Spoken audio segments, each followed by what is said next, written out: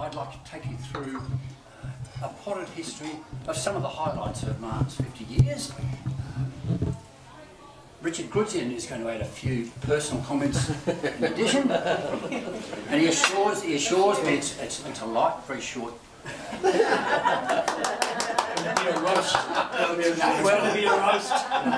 Acting President Dallas will present the actual awards, and then we'll invite Martin to respond. Well, Martin discovered Bisdee Teal, the Bisdee Observatory in Sandy Bay, run by Colin Bisdee, and this is in the late 60s, and by 1970 he had joined the AST. And by 1972 he had discovered the National Australian Convention of Amateur Astronomers. That particular one that year was being held at the Chevron Hotel in Victoria, in St Kilda. And Martin, along with two other members of the Society, attended that convention. It occurs every 2 years and is at various venues around Australia.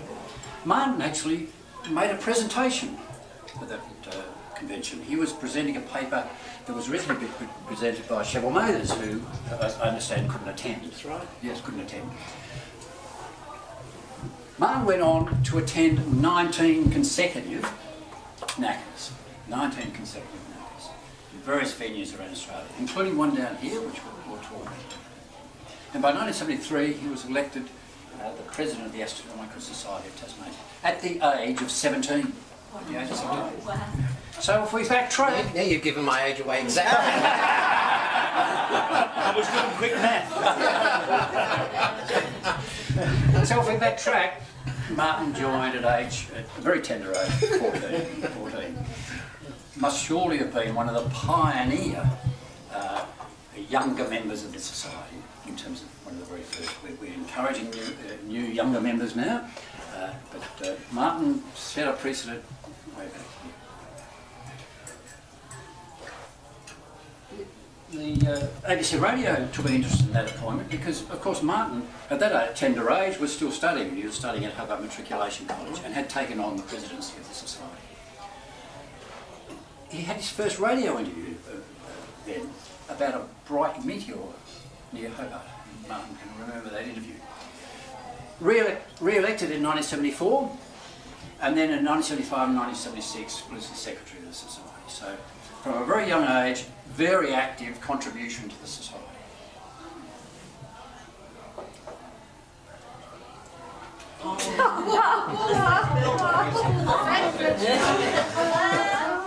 Yeah, thanks very much. I think there's some better ones to come. So, October 1976, there was a total solar eclipse across eastern Victoria. So, 4 members of the Society journeyed to Omeo to observe that eclipse. I think he was the then president at the time. I'm thinking of the name, Jan Bozeman and Jane Hickman and Brian Jarvis on the right. Jarvis, yeah. So, unfortunately, it was clouded out. Yeah. Phil's bell, Mike. Sorry. Prior to going to Omeo, the ABC television interviewed Martin. And that interview, if you watch that interview, two things are striking. First is that it was a very windy day in St David's Park, and Martin's hair, longish at that stage, was blowing everywhere. And also, the dress sense is pitch perfect to the mid-70s. Absolutely, yes. I've still got that tie, by the way. He's still got I think I've got the jacket. 77 to 95, an uninterrupted period of presidency of the Society. 18 years. Remember 2 years earlier and 2 years as the secretary. After that, he was, I understand, vice president for a further 4 years. So a significant contribution, perhaps an unparalleled contribution that won't be matched again. Martin had a wide range of interests in astronomy, but he also had a strong belief and passion that the society should get involved in public observing nights. And Martin really kicked those off.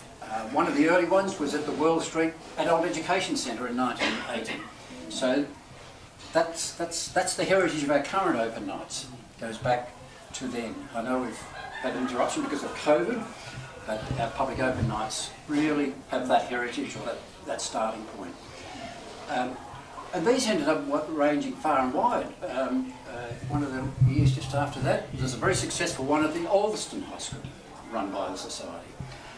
The Society were officiated at the opening of an observatory at the Sheffield High School. So there was a wide arching beginnings of sort of a really public engagement by the Society, driven by Martin. Partly because he had a firm belief in the potential importance of amateur astronomers. Martin encouraged members to get involved in projects. Martin was an active participant in establishing various sections within the Society. So Martin co-founded with Laurie Priest the computing section of the Society back in the 70s, 80s, the 80s. Early 80s. If you know much about, you look at many of the societies now, you don't see many societies now with a computing section. Why did they have a computing section? Well, computers were evolving, PCs were evolving, and that power was in our hands, and most societies had a section or group that would actively pursue how can we use computers for our astronomical endeavours. We call them sections. Today we've got a couple of workshops. We've got the astro imaging workshop, the advanced astro imaging workshop. Perhaps back in these days we would have called it the astro imaging section, with its own leader and activities and so on. But Martin was actively involved in those, in driving those. One of the others was with Jim Poffman, was the establishment of the publication of an ephemeris program, which was published for a good part of 20 years. Martin's particular interests were lunar eclipses, occultations and planetary observing, and some of the highlights, and with these, Martin developed quite a following of members who were interested in pursuing these interests and were interested in contributing and participating in those events with Martin. Some of the highlights are grazing lunar occultation by Antares in 1988 down here at Kingston. So a team had set up to measure and time those occultations. Occultation this was done in the North Estate, occultation of Metis, an asteroid, in 1989 in Launceston. I think Martin and Karen were measuring this in Launceston. Another member, Keith Dowler, I think is Peter Dowler, he managed some measurements of that occultation up in the northwest coast. And one that would have been quite spectacular, Martin and Karen again were able to measure and view the occultation of 28 Sagittarii by Saturn in 1989 from Norwood.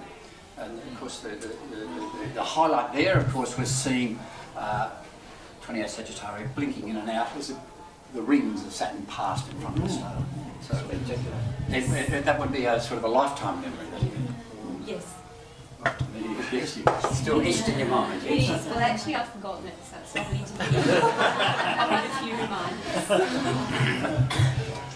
Oh no.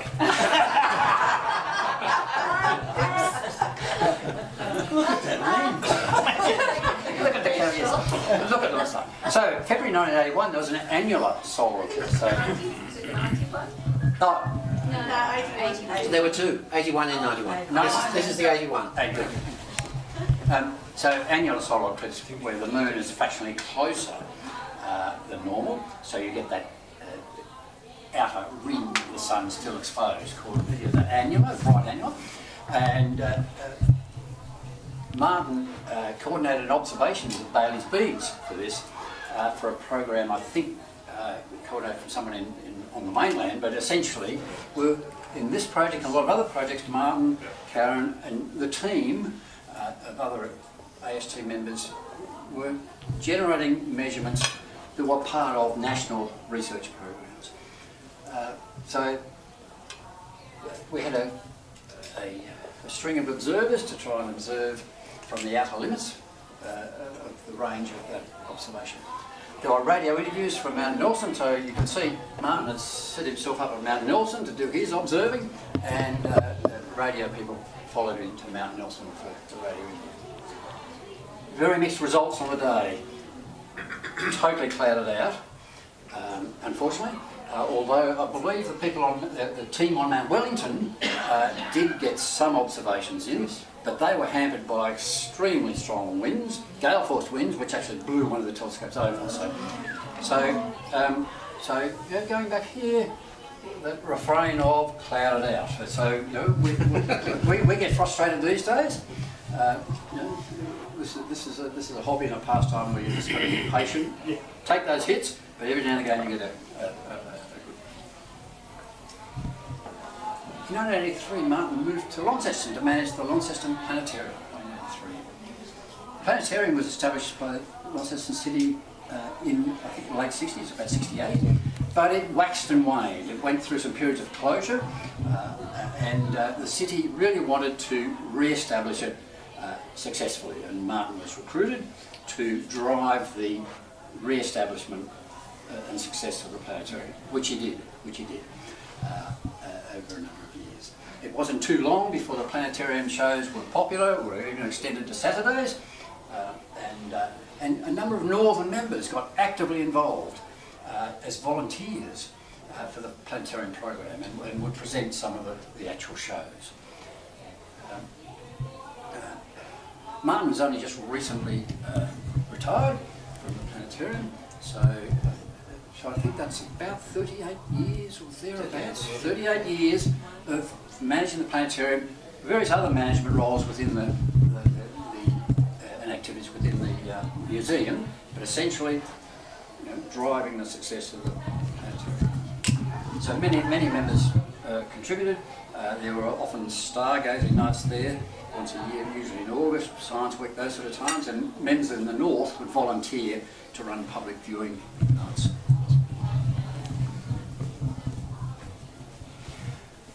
In behind all of this, a tireless contributor to AST life. As I mentioned earlier, jointly involved in establishing the publication of the ephemeris of planetary positions for a long period, established the AST's occultation section, and jointly involved, as I mentioned, with Laurie Priest in the AST's computing section. Sort of got ahead of myself mentioning that before. He was also a very regular contributor to the AST magazine. If you've seen any of these magazines, these were substantial magazines with a lot of information in them. It's sort of like a 1980s version of the Australian Sky and Telescope magazine. There's a lot of effort put into the contents by many members. Martin wrote the brief history of the Astronomical Society, which was published in 1984 for the 50th year anniversary, and 10 years later there was an appendix, sort of an expansion of that for the 60th year.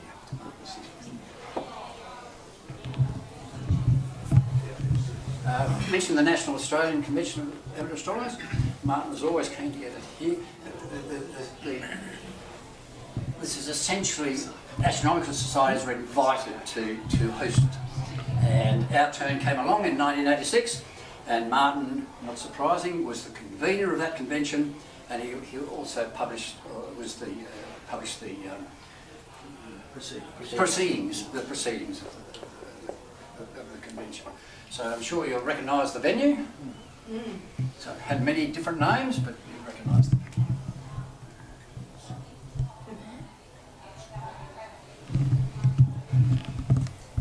Martin joined the International Planetarium Society to expand running the planetarium, of course, and perhaps no surprise now from what I've been talking about, stood for election of president in 2005, 2006. So he was successful. So he's been the president of the International Society.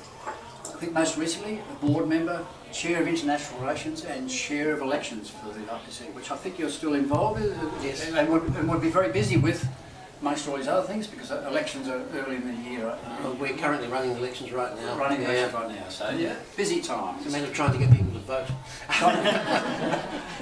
Can we help? Yeah, we need some votes, yes. International Conference in Hobart in 1986.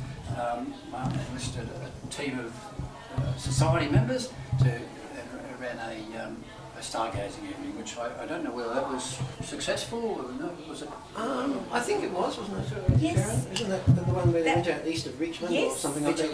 There was a lot of socialising. A lot of socialising. Yeah, oh, that's right. We better not say too much. No, we better not.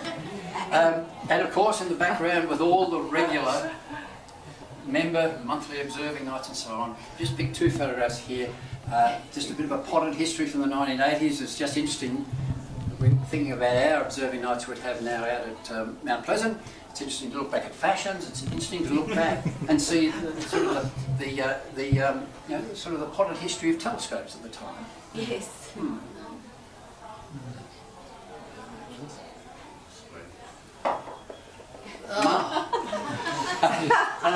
That's the worst. Oh no, it's not quite. You'll see the worst one later. So Martin's always been an effective astronomy communicator, always, and he's been involved. You heard from earlier slides from the get-go, from his teams. He's over the years regular radio, regular television, and regular newspaper appearances. And that culminated in 2009, receiving the David Allen Award from the Astronomical Society of Australia for Public Communications Astronomy. And in the same year, the Winifred Curtis Medal by the Science Teachers Association of Tasmania for contributions to science education. So very full and rich contribution to the public education. To quote the Examiner in 2018, after winning an International Planetarium Society Award, research and education will be one of his career's lasting legacies.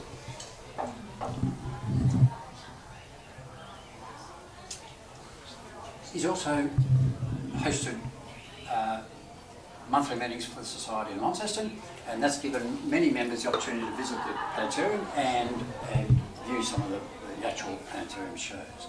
His most recent contribution and presentation down here was a monthly meeting a couple of years ago now, Hobart Planetariums of the World. He's been an enthusiastic supporter, as some of you know, of establishing an astronomy education and planetarium at Mount Nelson. Previous President Michael Novak was sort of the driving force behind that, and Martin, in fact, has given up his time to come down to discuss those plans, help develop those plans with Michael and with UTAS manager Karen Bradford. So Martin, congratulations, sincere congratulations on 50 years of membership. And a sincere thank you from the Society for the outstanding contribution you've made to the Society and you've made to the community as a whole. I'm sure your northern colleagues who can't be here tonight would echo those words and support those words. And just in the fine print. Yes, well now I know who did it. Thank you for that. Special thanks to Karen for some of, the inside intelligence, and Merv Millwood, a Northern member who did some of the initial compilation and editing of this presentation. So it's important to recognise. So that's our celebration.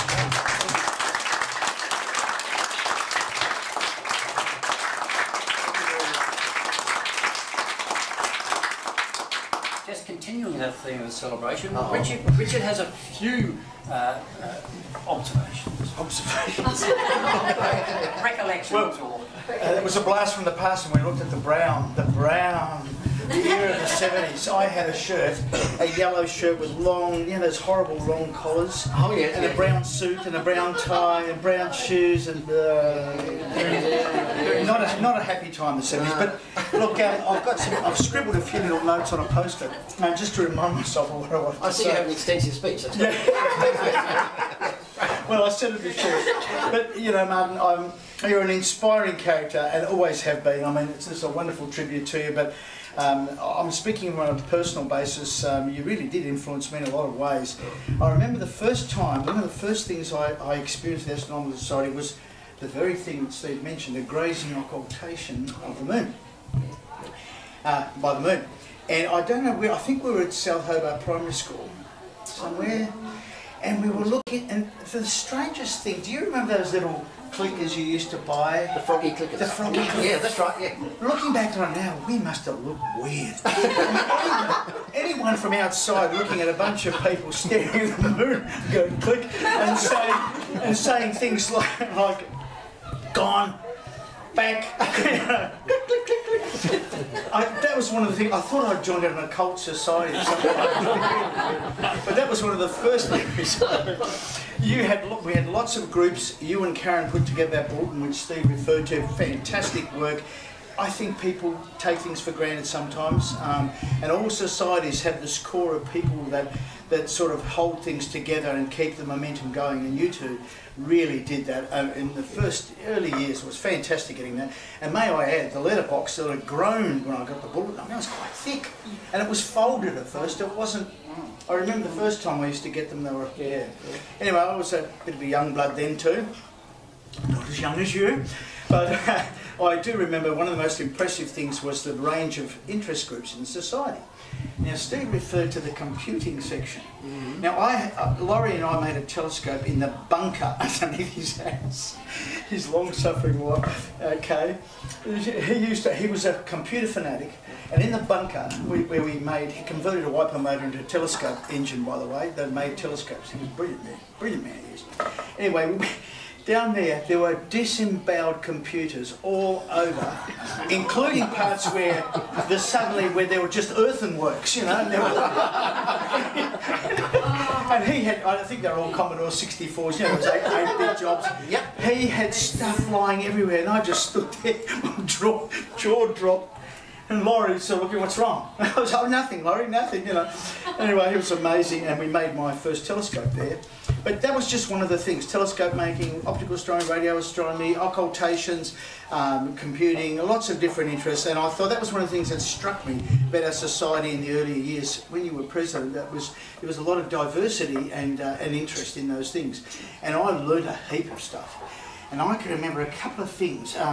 One time, we were in the CML building, which is the police station now, the police building, and you invited, I think it was Professor Ellis, to talk about black holes. Probably, yeah. And I can remember, not being a physicist or anything, I can remember being in an intellectual stupor for hours after that. I was turned into a zombie. I couldn't quite understand what he was talking about. But he had graphs everywhere, and it looked impressive, and you know, relativity came in, of course, and everything else. And I was so mesmerised by that, I never told him this, I drove along, happily going home, and all these cars are turning at me and beeping and flashing their lights, and what is the matter with people? You know, I was deep inside the black hole, and all of a sudden I realised I was driving up Macquarie Street. And not Davey. so I stopped and went, whoops. And at relativistic speed, I turned around. Anyway, that was just one of the things. You used to have such interesting speakers. And I remember some of your talks, which were just tremendous. And I mean, I do a lot of public speaking, as you know. I'm an education officer, and I do talks. A lot of that's from you, because I used to listen to you. You were fantastic, and you still are a fantastic speaker. But I remember our public nights at Canopus. Yeah, and I turned up those, and you guys would be setting stuff up, and there'd be pictures on the walls, and you know, there was an ambience, and it was inspirational, and that sort of got me even more enthused. So throughout all the things that I've done, I've thought of you two and the inspiration you've both been, actually, to society. So thank you. But I haven't finished. But a couple of things. that beautiful blue telescope of yours. When I was in Blacklands Bay one night, do you remember this? You bought your mead, your brand new mead down in the backyard. I'll never forget this. I just wanted to touch it. That was all I did. It was the shiny, majestic looking Schmidt-Cassegrain telescope, which I didn't know in those days. And I looked at it and I thought, that is magnificent, you know. And drooling all over it, and you were showing us things, and I was gobsmacked. I thought it was the best thing I'd ever seen. Halfway through the night, I went inside. My wife had been putting the coffee on and stuff, and I forgot myself. And I raced to the porch. I don't know if you remember this. And I flicked on a megawatt bulb. The backlight was like a megawatt bulb. And all of a sudden, everyone just turned around and looked at me. I said, "Coffee's on." This feeble voice. Oh, it was very embarrassing. I remember that. Yes, and I could have just done the, you know, the basil fold. Yeah. It was terrible. Anyway, they're just funny little moments like that are what kind of cement your memories of the society and the happy things you do. Yeah, now, oh yes, oh, get my glasses, sorry. I've got something scrawled here in very fine print. Bear with me. Oh, these are cheap $17 glasses, by the way. So if the lenses pop out, don't be surprised. That's right. Do you remember I had an Astromind quiz back in the 80s? Yes. Right, now, some of this has rubbed off onto me, it's your fault. Now, we had this Astromind quiz and I asked these really tricky questions. And I think Andrew was in part of the panel, and maybe Stefan as well. I'm not sure. Yeah, Stefan I think he was. Yeah. And I was firing these questions, and you were like, what's that? Bob Dyer's was like Bob Dyer's pick a box, and you were like Barry Jones. I'd ask a question, and I'd get information about the star. Then I'd get the Henry Draper catalogue number, the IC number, the NGC, and all the stuff would come out. And by the way, that's 1,364 light years away. Anyway. That just impressed me so much. Like, how do you keep all that stuff in your head? And of course, now I've become the worst offender. Absolutely. Doing talks, really agreement there. And so fed up with the Celestron hand panels, I've learned all the stars in the constellations, and I rattle them off, and NGC numbers in particular, which I love, and it does help to know where things are. But, you know, I just want to say that's just one of the things. Yeah, that was one of those seminal moments. I thought, gee, he's impressive. He's got such a great night. I mean, he still has a fantastic night style. Not to mention all those interesting Saturday Mercury articles you write, which keep the public informed in a really nice way, and not a condescending or patronising way. Just an effective communication. Well done. So that's another thing I wanted to say. I'm almost near the end. Passes out again. God, it's blurry. Oh yes. Do you remember the days when in the early days of the society, we had the photography? It was a burgeoning photography section, and of course they were film days. And film's disgusting to. I mean, in those days we thought it was the bee's knees, but all the films suffered from reciprocity failure. Yep. Yeah. One of the things I learned early too. So we're taking these photographs, I'd take them along to asbestos, get them developed. They'd say, "What's the matter with you? Don't you take your lens cap off, you know? There's nothing on here, there's nothing on this film. You know, you've wasted your money," and they're criticising us. I said, "That was sky photos." Yeah. Anyway, we soon learned to gas hypersonize film, and that was a fantastic, but I think back now, and compared to what we're doing, cooled cameras, minus 20 degrees, you know, I've got an image of Orion in 8 minutes, you know, you couldn't possibly have done that in those days, even with a gas hypersensitive film. That's one of the things that struck me, the progress in our society and the development in technology has been striking. And I mean, you've seen that as much as anybody, I guess, everybody. So anyway, look, I don't want to rave. I think that's basically it. I just wanted to say thank you for being such an inspiring figure. Just to me personally, but to everybody. Yeah, what an outstanding achievement. You richly deserve this award. Thank you very much.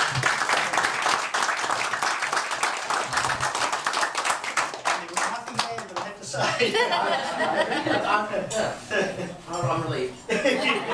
Thank you, Richard.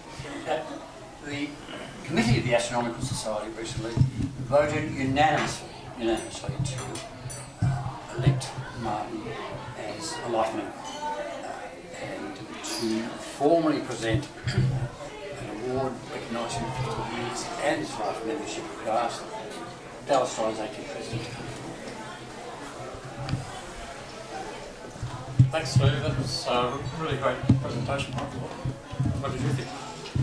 It was, yeah, and I know who the culprits are now. So, but yes, thank you, Steve. That was really wonderful. No, it was really great. Thank you. So it's my very great honour to present you with life membership of the Astronautical Society of Tasmania, and we'd like you to accept a couple of little gifts in appreciation of that. So that's the first one. Thank you. Can I open it now? You can.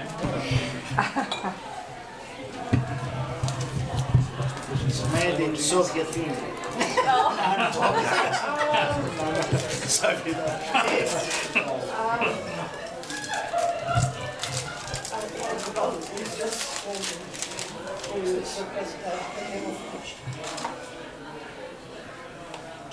Oh, wow. So that pen's engraved with It's Martin a George 50 years. beautiful engraved pen. Thank you so much. That's wonderful. Thank you. Okay, great. And this is the big one. So you can open that one. I can open it?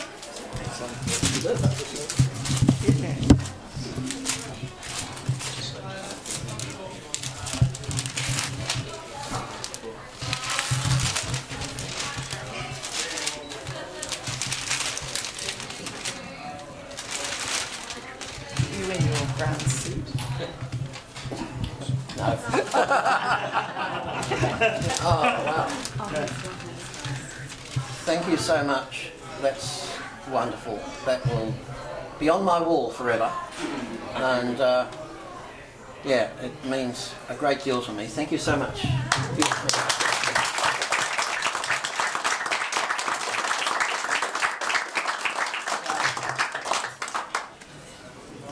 So with that, I invite you to give your presentation. Right. Excuse me, can the girls come in and just clear this table before? I'd just like to mention where I actually started off. Now, I don't think anybody here today will know what this building is. It's a block of flats that used to stand in King Street, Sandy Bay, but if I show you that picture, you'll get some idea where it was. It's the Woolworths supermarket, and my bedroom used to be somewhere near the frozen foods, I think. But I'm mentioning that building because that was, in fact I'll go back because that's really, that window was my bedroom window. And I used to look out of that window at the stars when I was about 6 years old and draw little star charts. And that's how I started off. I never fell out the window, but I was leaning out quite a lot to watch what was going on. And that's really how I began, actually. Photographs from the AST, though, here. And I think many of you might know Cheryl Mathers, who I got to know very quickly. In fact, at my first AST meeting, I think Cheryl was president at the time. And I got to know him quite well and went out to his observatory in Glenorchy quite often, to the same 12-inch telescope he's still using today, actually. Certainly the same mirror, anyway. And so that's Cheryl in 1970, about 1971 or 1972, I think, at his Glenorchy observatory. And a couple of old pictures, these are all from old black and white film, as we remember, you know. Some pictures from some of the members from those days in the 1970s. Paul Marshall on the left, Brian Jarvis on the right. You saw a picture of Brian. He was in that embarrassing picture in Omeo, standing on the right, the tall guy. Cheesecake brownie, sorry guys. Yeah. That's all right, no problem. And I did include this one, which is a slightly embarrassing one of me, but the person on the right-hand side of that picture is Colin Bisdee. Yes. And some of you might remember Colin, or might have heard of him. For many, many years, he was secretary, treasurer, and editor of the AST. He did all three jobs for a very long time. It's certainly, I take my hat off to him, he really was a big driving force behind the society. He had an observatory in Sandy Bay. Rick was talking about some speakers that we've had at the meetings, and you mentioned Professor Ellis. Here's a rather colourful character who came to speak at many of our meetings, Grote Reber. Now, Grote Reber, in case you don't know who Grote Reber is, or was I should say, he was the world's first radio astronomer. And he lived for the second half of his life in Tasmania. because he came to Tasmania for low frequency work. Some of you might remember the low frequency radio array that the university had. It's okay, please go ahead. Some of you might remember the low frequency array that everybody thought were hot poles next to the airport in the 1970s and early 80s. Well, Reba set one up in Bothwell. In fact, he set up the world's first square kilometre array. Yeah, seriously, in the 1960s. It was a square kilometre, or almost anyway, of antenna wires. And I got to know him very, very well, and you can see him speaking at an AST meeting. This is when we were at the Friends School in 1972, and this might have been before Rick's time. I remember some meetings there. Yeah, I must have just joined. Yeah, that's right, yeah. So here's a shot of him I took in 1995. In fact, he gave many speeches to the AST. His last one was in 1995 when he was 83 or 84 years old. This is a shot from Reba's collection of his antenna array near Bothwell. And you can see all the poles that were up there, and there were antenna wires strung between the poles, 192 dipoles of wires. And for low frequency radio astronomy, you don't use a dish. You use this sort of setup with antenna wires. We call them dipoles. And as you can see, he had a field with cows in it too, and the cows were a bit of a nuisance to him. He rented the field, but the property owner, a guy by the name of Vigil, insisted that the cows... Chocolate banana split? Yes, and the cows and sheep should still be allowed to graze. And Reba made some amazing notes of this, reading through what he did in Bothwell. He noted everything he did. And on one of his little scraps of paper where he kept his diary notes, he had written cow number 343 as a pest. So I discovered this because I did quite a lot of research. Colleagues of mine and I have written a number of papers about the history of this low frequency radio astronomy. Greg lived to 91. This was his last birthday at a friend's place in Lauderdale. So an amazingly colourful character, Greg Reba was. And it makes some very interesting reading, some of the things that he actually did. But let's go back to the AST. In the 1980s, we set up quite a few displays in various different places, and libraries and all sorts of places like that. And here we can see none other than Rick. Now, unfortunately, he had his eyes closed at the moment I took this picture, but I can't remember where this was. This might have been at the South Hobart Primary School, Rick, I think, where we had a display of photographs and posters and so on. Look at the brown. Yeah, there we go, look at that. You've got that. And we started having a lot of barbecues too. And Rick, was this at the place where you used to live down in Blackman's Bay? That's my barbecue, I think it is, yes. And this is Laurie Priest there at the barbecue. Yeah. We had some wonderful times at those barbecues, and chatting and looking at astronomical things and trying to avoid getting greasy food marks on the telescopes and all sorts of things. And in those days, I think we were rather short of good telescope mounts. And we can see here a few telescopes on the ground, and a very, very low cut mount there. And you know, things actually got worse sometimes. But still, we had a good time, let's say, in those days. Here is a picture you've actually seen in the earlier presentation. It is from the NASA in 1986. There was actually another one in 2004 that the AST ran, but this was the first one, the first time it had ever been held in Tasmania, and as was mentioned earlier on, you can see fairly clearly where that picture was taken. But I do have another picture taken from that particular one. Yes, yes, but no, it's not brown. It's not brown. And here we see Richard Howie on the left. Then there's Rick. Yeah. Hillary Wilson, who I think was secretary. And she was for some 18th years. birthday last Saturday. This time last Saturday. Wow. Yeah. So says hello. Love to see her again. Peter Green up the back there. There's me, and there's Andrew Klikochuk. I don't know who the guy was in the background there, but that was at the convention dinner of 1986. And here's a shot. This is really a collection of general pictures, so I hope you don't mind. But here we can see the 60th anniversary of the Astronomical Society. This is Professor Ellis, who unfortunately passed away in 2007, but he was patron of the Society for very many years, and we can see Northern member Martin Harvey helping him to blow out the 60th anniversary cake. We talked about Merv Millward, who was the other culprit who worked together with Karen with those earlier embarrassing pictures. However, Merv has been a long-term volunteer at the Launceston Planetarium, and he has a wonderful observatory near Georgetown. He's done a lot of astronomical research, variable stars, that kind of thing, and he too is very much into astrophotography. This is one of the ones I like most of what he's done, the Rosette Nebula of Rhinoceros. He really does get into that very much indeed, and as you've mentioned, it really is remarkable what can be done these days in astrophotography. So that gives you an example of his dedication. In the mid-north, we had a couple of interesting events in 2004 and 2012. You can see Laurie Priest and Chev Mathers there setting up telescope equipment to watch the first of 2 transits of Venus. Did all of you see at least one of those? Both of them? Yeah, yeah.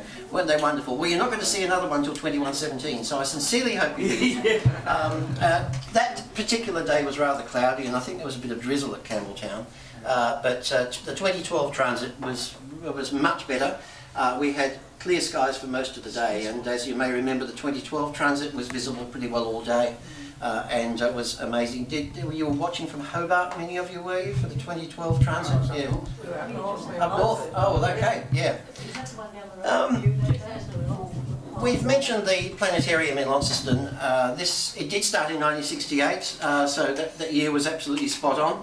And in fact, this was a shot that was taken by the Examiner newspaper of 3 brothers who came to see the planetarium for the first time when it was opened.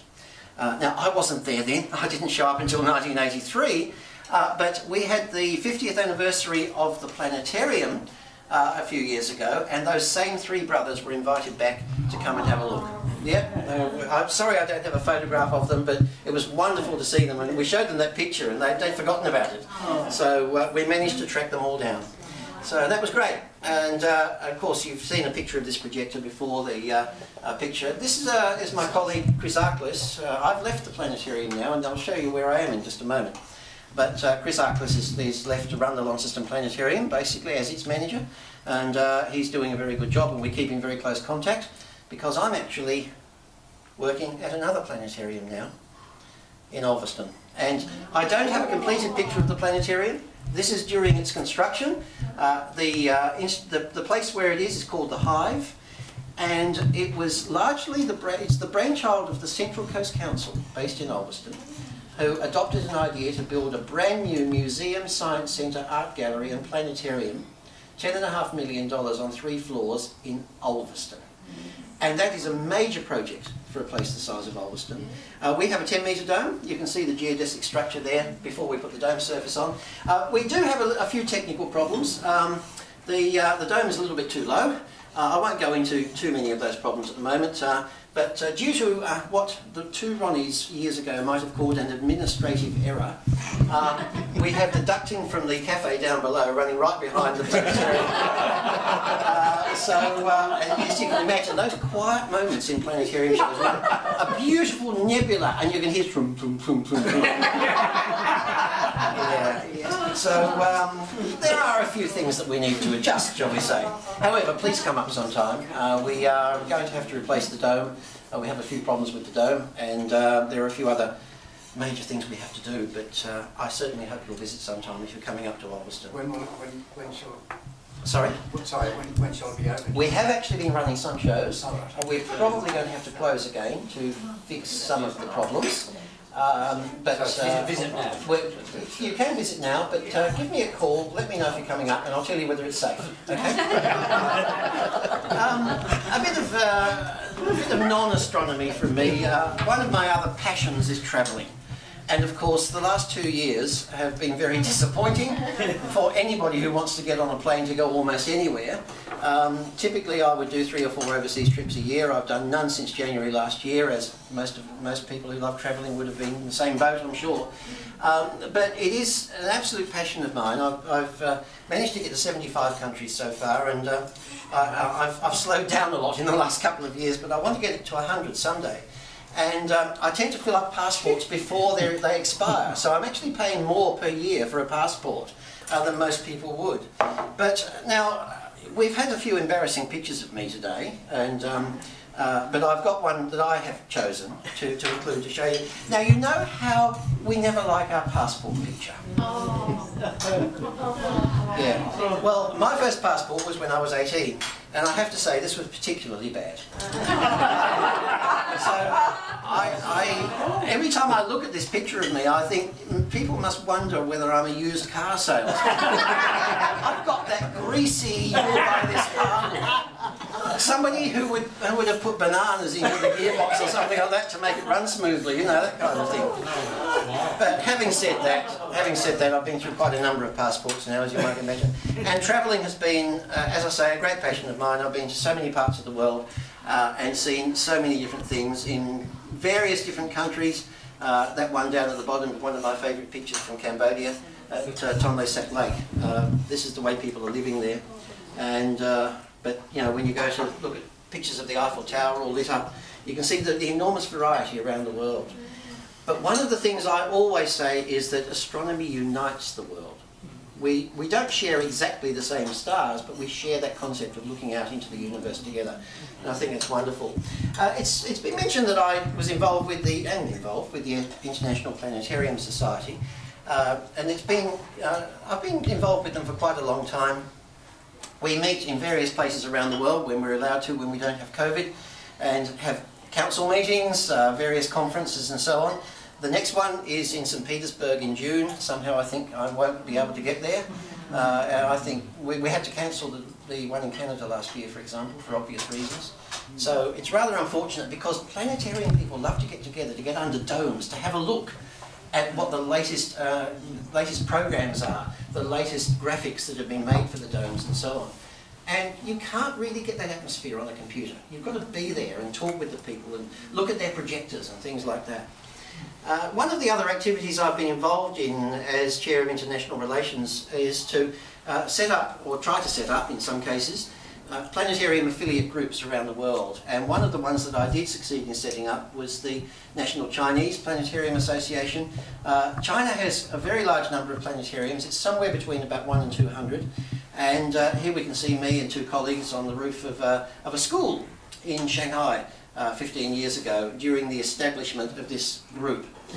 Another group that I'm currently trying to set up or assist setting up, is the National Thai Planetarium Association. Again, COVID's caused a few delays there. But one of the things about Thailand is that the royal family, or at least certain members of the royal family, are very, very keen on astronomy. They've been extremely supportive. And this dates back at least as far as King Rama IV, from the mid-19th century, who went to see an eclipse, a total solar eclipse, in the far south of Thailand. And the story goes that he computed the path himself. Well, that's sort of perhaps a bit contentious, but nevertheless he knew that there was a path of a total solar eclipse going across southern Thailand. August the 18th, 1868. And he went down there with an entourage and invited the governor of Singapore, hundreds of people, maids and all that kind of thing. They had ice brought in, which was a very rare commodity in Thailand at the time. And the reason I'm mentioning all of this is because he became known as the father of Thai science because of that. And if you've ever seen The King Adai, anybody familiar with The King Adai? You know how at the end you see the king on his deathbed with the children all around him. The reason King Rama IV died is because of that eclipse. He was bitten by mosquitoes and came down with malaria. That's the actual truth behind the story. And his son, who is in the movie as Prince Chulalongkorn, ring a bell, that one? He was a real prince. He became King Rama V and recovered from malaria. Yeah. So there's an astronomical connection. So this lady, Princess Sirindorn, is a direct descendant of King Rama IV. It goes right down the line. And she was present at the foundation ceremony for a new planetarium in Songkhla in the south of Thailand. And that was just a few years ago. So she is one of the popular royals in Thailand. If you've been reading the news from Thailand in recent years, you may know that there are a few problems with the current monarch, and I won't say too much in public. However, it was a great ceremony, and it's fairly easy to pick me out in a group like this. So we had all the official pictures taken. Not quite so easy to pick me out in the next one. Japan has hundreds of planetariums as well, and a very active Japanese Planetarium Society. Now, I am in there, yes, Yes, I know, there's the brown jacket. And this was in 2006. But I included that to mention that these are planetarium people in Japan. It has an absolutely huge following there, it really does. Some of you might remember Comet Hale Bob, and I'm just returning to Thailand for a moment. I took that shot up the upper left from Launceston, but I took this one from Thailand's tallest mountain, Doi Inthanon, in April 1997. You can just about see the ion tail there as well. We took a telescope up from the Bangkok Planetarium and various bits and pieces and so on, and we ended up on this mountain. The car that we were in only just made it because it was climbing up this mountain and we were trying to have the air conditioning on full pelt. And the car was getting slower and slower and slower. When we got down to 10 kilometres an hour, I said, we're going to have to turn the air conditioning off. We made it up to the top of the mountain. We ended up, our group, being in the newspaper. And the reason I've included this particular picture is because on that particular night, I was speaking with Saran Poshiyachinda, who later on became, and has now become, the head of the National Astronomical Research Institute of Thailand. And it started off with a conversation between me and him, with him saying, do you think we should build an observatory on this mountain? And that's how it all started, with a discussion between me and him, and now there is the Thai National Observatory. So I'm very pleased that they got this built. This was opened in 2013, and we can see me with Saran and a colleague, Wayne Orchiston. Some of you might know that name. He's been in amateur astronomy conferences a lot, and he's a very, very prominent astronomy historian. Another group that I'm involved in is one that you might have heard of. It's the International Astronomical Union. I've been a member of that for quite a long time. And probably one of the most famous things that the IAU did was to demote Pluto. At least in terms of the public. They've done lots of wonderful things, of course. This is the actual moment that Pluto was demoted. This is the exact instant that Pluto ceased to become a planet. So there we were in the big lecture theatre in Prague, in the Czech Republic, holding up our yellow voting cards. Yes, and I was holding up my voting card with one hand and the camera in the other. So I hope it didn't bring any rotten tomatoes with you, but I actually did vote on the new resolution that extended Pluto. I wasn't actually voting against Pluto as such. I was voting for a new resolution, so I hope you forgive me. But however, the Examiner, when I got home, the Examiner is the Launceston newspaper, they made an absolute meal of this, and I wasn't too happy with the headline.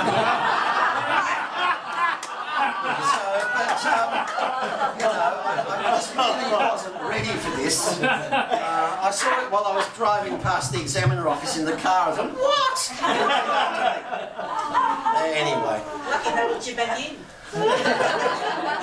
So anyway, that was an interesting episode. Okay, but I'd like to finish off with a few my astronomical pictures. You were mentioning that 1981 eclipse, and this was the 1991. So there were 10 years apart. The 81 was visible from mostly southern Tasmania, the 91 mostly from northern Tasmania, as far down as about Baghdad. And they were both annular eclipses, and as was mentioned, leaving a ring of sun around the moon. And the reason why the ring looks that shape is because we were hoping for Bailey's bead observations, so that we were getting the position from which the moon just grazed the edge of the sun rather than went centrally across it. Too cloudy to get any decent observations on that one. But of course, one of the most spectacular things the eye can see is a total solar eclipse. How many people have seen one? 1, 2, 3, 4, 5, yeah, okay. Now it's interesting, mostly people around the rim of the room. People in the middle haven't. Okay, so I strongly suggest you try to do that, because it really is quite something. And I've led a few tours to see these, and this next picture is probably my luckiest astronomical picture of all. And the reason it's so lucky is that I'd taken led a tour group to South Australia, out the back of Ceduna, slightly inland, to supposedly get away from the coastal cloud. In actual fact, I'd led my group into cloud, and I found a farmer who was willing to let me use his property. So I bought him a slab of beer, and he said, "Okay, go off you go. You can use our property." And 20 minutes before the eclipse, I knew things were looking bad. It's huge cloud. Then a gap started appearing in the cloud, and I thought, "No, is it going to happen? Is it going to happen?" This gap was only 1 degree wide. and I managed to see the tour group were so thrilled as to how lucky they'd been to see that. Of course, the corona doesn't show up very well because there's still a bit of messy cloud around, but that's probably the luckiest picture I've ever had. But certainly some of the others have been absolutely spectacular. Here we can see a shot that I took in Turkey for the 2006 total solar eclipse. That's the one that went through Libya and Turkey and then up into other parts of Asia. And this was particularly memorable because, you remember I mentioned astronomy brings people together, and astronomy certainly brought my tour group and the local farmer people together, because they were so thrilled that we stopped on their property to see the eclipse that they brought us out little glasses of Turkish tea, and they were so accommodating and so helpful. So we let the kids use the solar eclipse glasses, you know, so that the kids didn't damage their eyes during the partial phases, and we had an absolutely wonderful time. And of course, more recently than that, we had the total solar eclipse from Queensland in 2012. So I strongly recommend you try and see one of these. If you haven't seen one before, pick a good spot for weather and cross your fingers. Take your binoculars. That's probably the biggest tip I would give you. Make sure you don't use your binoculars during the partial phases. Right in the middle of totality, just grab your binoculars, 7x50 binoculars, and you will never forget the view. It is absolutely wonderful. And of course, sorry? Do you want to talk about the emotion? Like the temperature drops and the birds go to sleep and... Indeed.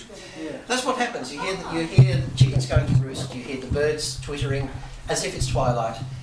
And it's an amazing feeling, actually, of the last few moments going into totality. Because coming up, with the moon only half covering the sun, you really can't see much difference, because the eye is gradually adjusting. 3/4, 7/8, you don't see much until the last few minutes. And that last minute, it's like the lights going off on a dimmer. And you see the shadow bands passing across you. And the amazing thing is that when the sun starts to come back again, people have a feeling of, oh, thank goodness it's coming back. Seriously. And when we were in Antigua for the 1998 eclipse, I was telling this story in the restaurant at the hotel. And one of the waiting staff at the hotel overheard what I'd said, and she came up to me and said, yes, I felt so good when the sun came back. It's something in us as humans, I think. We don't want the sun to go away. We know what's happening, but there's this feeling, oh, it's back. Yeah, so the emotions are very significant, I think, yes. And just finishing off, we have had some wonderful pictures of the aurora from Tasmania, and I'm really pleased that the aurora is becoming even more popular for photographers now than it was in the 70s and 80s. But I would have to say that some of the best displays that I have seen were at the solar maximum between about 79 and 82, and between 89 and 92. They were the best ones ever. We had some absolutely remarkable scenes of the aurora, and I can remember one night driving from Launceston to Hobart, and I didn't have my camera. One of the best I've ever seen. The rays were going up pretty well up to the zenith. There were blues and slight purples in it. It was a remarkable scene.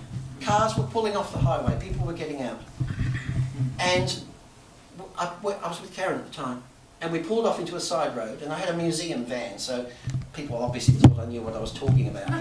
So anyway, a police car stopped, and the passenger side policeman wound his window down and said, "What is it, mate?" So I said, "Well, this is called the aurora. It's caused by charged particles that come from the sun." I got halfway through my sentence. He said, "Oh, righto, mate." He put the window on the car. And I do hope there aren't too many people who have relatives in the police here.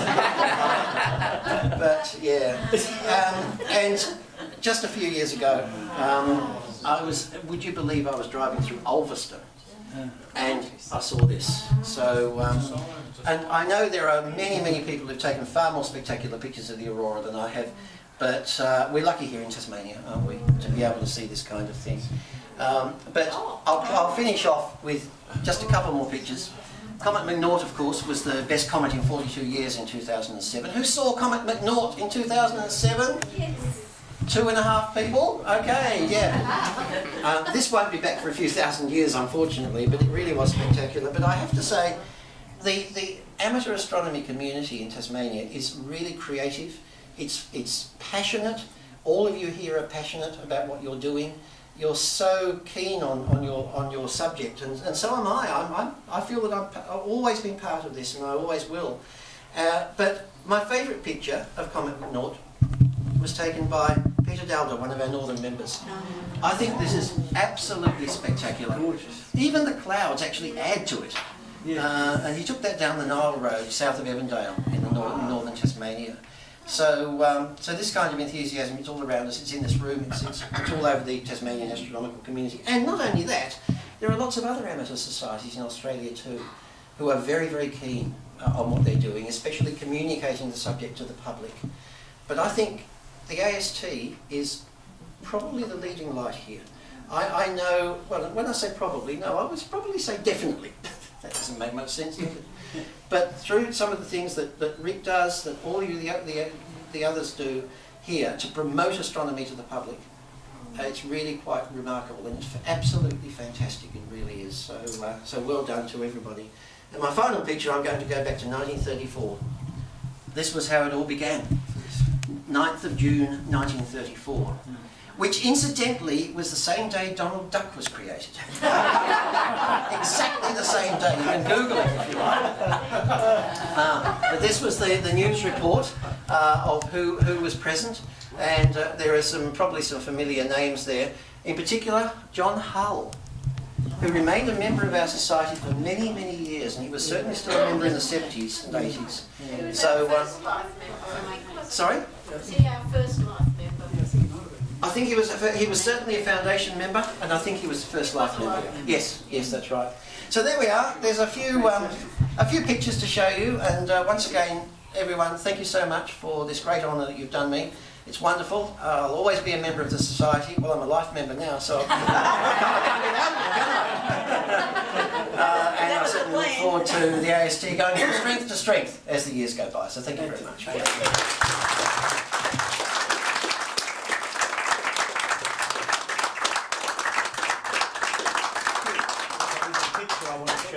Oh, I know, he's got another picture. Hang on, I thought that was all over, Rick. Oh no, it's all right. Just something I came up with at Font Hill. I have a little. I love my Latin, so I couldn't resist this. Hang on. It's not coming up before. God, these cheap glasses. This looks like. Oh, well, you only pay $17. Hang on. That's because he spent all his money on telescopes. Maybe it's only Font Hill. Can you see? Font Hill September? Yeah, where is it? It's about Well done, Kate. Where is it? Oh, there it is. I told you these were bad. Okay, let's come up here. Now, you know how we go to Font Hill for our Astro Camp? Yes. Maybe twice a year, COVID notwithstanding. And, oh, I'm sorry, I didn't mean to show you that bit. And one of the things that, I'll do a little talk on the night sky, and we often suffer from horizontal rain and things like that, and nothing happens. We have a darn good time while we're there, we always do. But I thought, you know, we do a lot of astrophotography. It's the burgeoning sort of side of the society, and we always have problems. We tread on cables, things go out, everything goes wrong, and in the dark you can always hear someone saying, "That's never happened before." And it's generally Richard. And it's generally, thank you very much. So I thought I'd show you something I came up with, Martin. My